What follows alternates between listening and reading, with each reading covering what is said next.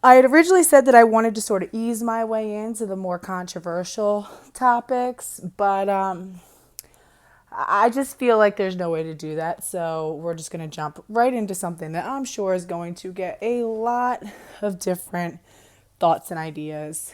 And we're just going to get right into it. A slightly twisted female.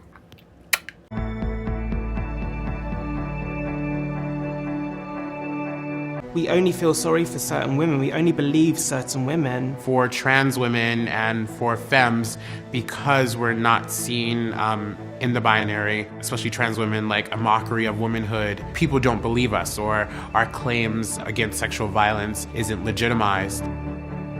So it's not about not believing trans women or believing that trans women are affected. It's that there's a sense that there is not as big of a power differential between two males than there is between a male and a female. That's what it is. And it's also that there is not as much at stake when a male is raped versus when a female is raped. And this is why we have to acknowledge biological sex and how things like rape discriminate. The impacts of rape for women are more severe than it is for males. Females experience a much more severe fallout from a rape, from a sexual assault, than males do. And the only reason that we've been able to mitigate that is because of our sexual technologies, birth control, sexual STD screening. STDs are far more serious to female health than they are to male health. They threaten our fertility, higher rates of cancer, and pregnancy. Pregnancy is not like a small thing, and I feel like we've dismissed it as something that's much smaller than what it really is because now we have ways to deal with it. Women experience tremendous fallout from rape that males simply don't and can't and will never. But when you add the trans level, that's an intersection, and that means that I'm gonna then experience what cis women experience, but then with another layer. So, the implication here is that when trans women experience sexual assault or rape, that they experience it in a twofold way that is more layered than the trauma that is experienced by biological women. I think it's really important that we unpack that. There is a reason why sexual assault and rape is seen as especially egregious against women and children. Men can be raped. Men are almost exclusively raped by other men. Men can be harassed by women. They can be molested. Women certainly can rape children, can molest children, but penetrative rape is a male arena with very, very rare exceptions. We've always understood that yes, men can be raped. They especially can be raped by other men. Hence the prison trope, the whole don't drop the bar of soap in the shower. Because again, the implication is that if you bend over in front of the male behind you, that you are liable to have him assault you. So we've always understood that men can be raped by other men. Now, why has it always been that that raping a woman is an especially egregious crime? That we are already forgetting how sexual and reproductive technologies have changed our relationship with our bodies and our understanding of femaleness and male differences. It is safe and reliable abortion, birth control, paternity testing, and social welfare. But I'm going to focus right now on abortion and birth control. And every single sexual contact that a woman had prior to the birth control revolution was liable and very possible to result in conception of a child. A 10-year-old girl who is 22 weeks pregnant after being raped by her stepfather has been denied an abortion. The child was admitted to hospital in Paraguay with stomach pains, and doctors later discovered she was pregnant. Amnesty International has called on Paraguay to allow the girl to have an abortion, but under Paraguayan law, abortion is only legal when it can be proved the life of the pregnant woman or girl is at risk. The health minister said the girl must be treated, and it's the state's responsibility to treat her throughout the entire pregnancy. La postura del Ministerio es respetar la Constitución Nacional. But despite a senior hospital official publicly stating that the girl's pregnancy is a risk, she's not been allowed a termination. According to local media, the girl's mother had reported the stepfather for alleged sexual abuse against the girl, but the couple continued to live together. Police are now looking for the man accused of raping the child. And potentially the live birth of a now illegitimate child who was born outside of a marriage, who was born, who was basically forced upon that woman. So that woman's ability to consent and to decide when, where, and with whom she procreates with, that choice is ripped away from her. It's ripped away from her family. And realized just how young my mother was when she gave birth to me, but it was never something that truly resonated with me until I looked at my birth certificate for the very first time and just kind of studied it. Her gender, they called her a Negro girl, and that was the first thing I saw, and it just kind of grabbed my heart. But then I saw her age, and she was 12. And that just really struck a chord in me because I realized just how young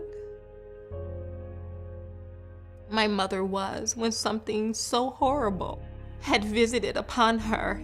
Even to this day, it's a very hard word to say, but my mother was raped, given her young age at 11 years old, my father being 21.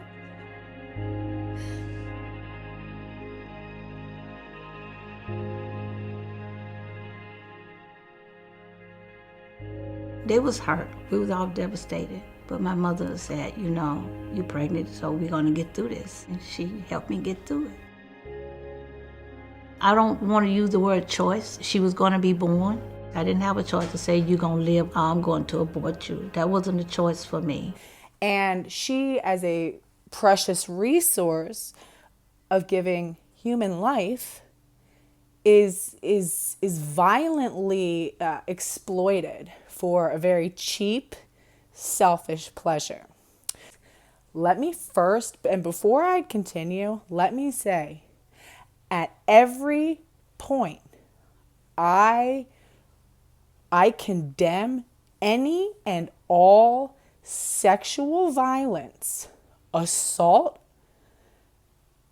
rape of any human being to be abhorrent, evil, and the victim absolutely should be restored to dignity, worth, and should receive the full spectrum of care that their specific biology requires. And it is, I condemn it, is at one of the most abhorrent, disgusting, evil transgressions that one human being can make against another. And it is because of birth control and abortion that we have such a laissez-faire idea of unplanned pregnancy, and we even have Plan B, because it, back prior to those medical technologies, an unplanned pregnancy was life-altering, and it still is. Abortion does not come without severe consequences to the mother. And once again, women are failed by liberal feminism, who tells them, shout your abortion. Everybody's getting abortions. Get as many as you want. Have them. I am, for the record, a pro-choice person. I absolutely believe that abortion is healthcare. With that being said, I think that we should do everything in our power to prevent women from ever having to elect to have an abortion. Because the fact of the matter is that evolutionarily, we as women, it is not natural for us to want to expel our own fetuses. It's not natural. We are heavily wired towards protecting our fetuses and our children, even to the point, and I've spoke about in the earlier video, our bodies will care and nourish our fetus at the expense of the mother. So no, abortion goes against everything that we are instinctually wired towards as women. Now that doesn't mean that, women cannot be grateful for their abortions. Obviously it's a risk-benefit analysis. And there are absolutely times when the benefit far outweighs the emotional risk. But that's not to say that the vast majority of women are experiencing psychological damage and psychological distress. It's not a light, minimal thing. Or if she decides to allow the pregnancy to progress, her investment in that baby is profound. Her earning ability will never be the same. Her educational opportunities will never be the same. Her ability to move and to move where job opportunities are and different, social opportunities are will never be the same. Her market value, her sexual dating market value, and as awful as it is to call it that, will never be the same. She will invest time, money, resources into raising somebody's child that she had no intention of becoming pregnant with and who is clearly not going to be co-parenting with her. And she risks death by carrying this child to term and birthing it. I can really brag on my wife all day long. And we're talking about a woman that spoke 5 languages, that raced cars, that was so compassionate, so loving. We would always kind of joke that our life is like a movie.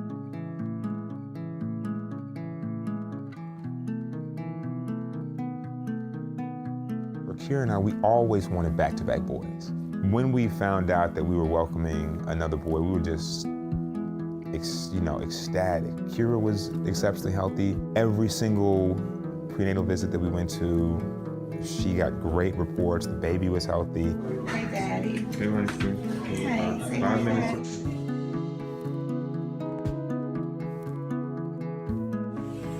Hey, Langston. We're waiting on you, buddy. Everybody's here to celebrate. Shortly after Langston was born, they took us back to recovery. Kira's sitting there, and I first noticed that there was blood in the catheter at her bedside. I brought it to the attention of the nurses and the doctors.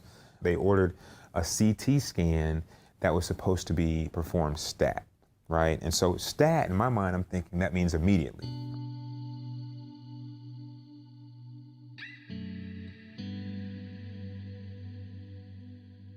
The doctor's walking next to the bed, and he says to me, I'm gonna fix it, and she'll be back in 15 minutes. She'll be back in 15 minutes. And that was the last time I saw Kira alive.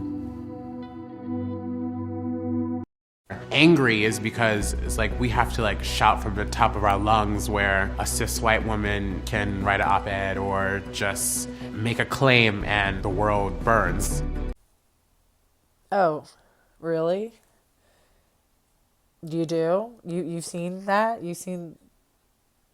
So you're saying that cis women are always believed? Totally, outright, definitely. Oh my God, you're right. Wasn't that the whole point of Me Too? Believe women, the whole believe women movement hashtag. Wasn't it because nobody believes women? Stress disorder stemming from when she was raped at the age of 19.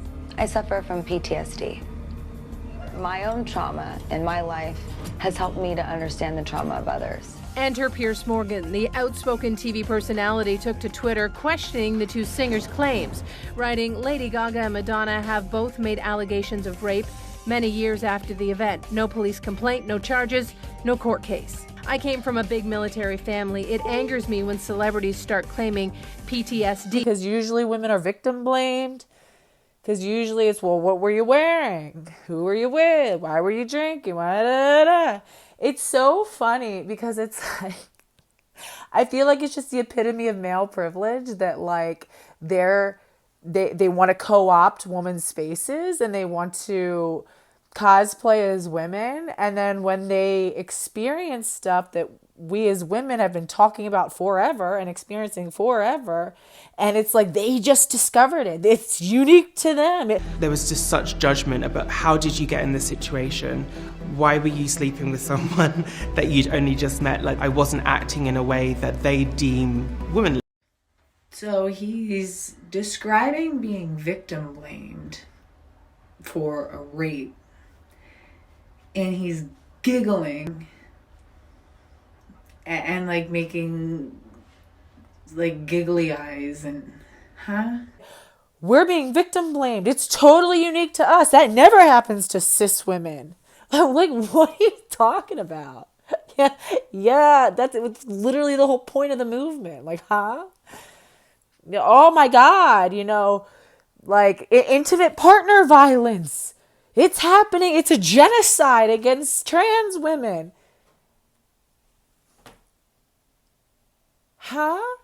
We've been dealing with this since time immemorial. And you act like you guys discovered it and it's unique to you. No, it's not. No, it's not. There's no genocide against trans women. Your boyfriends are killing you the way our fucking boyfriends have been killing us and beating the shit out of us since time immemorial.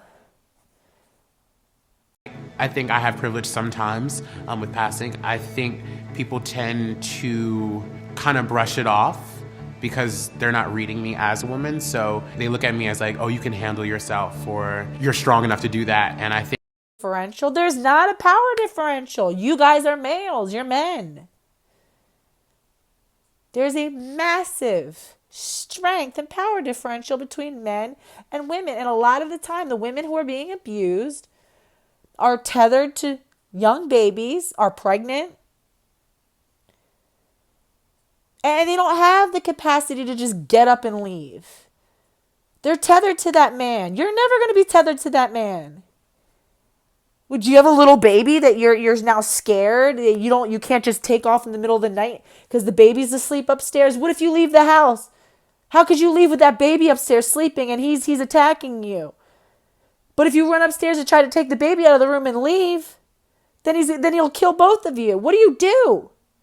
You can't leave your child in a house with him. You'll never experience those things. Gay men get in fights all the time. Gay men kill each other too. You were gay men. There's a difference. There's a power difference. That's the issue. That's the difference. You're not discovering these things for yourselves. It's like as if it's just, oh my God, the male privilege is like mind-boggling.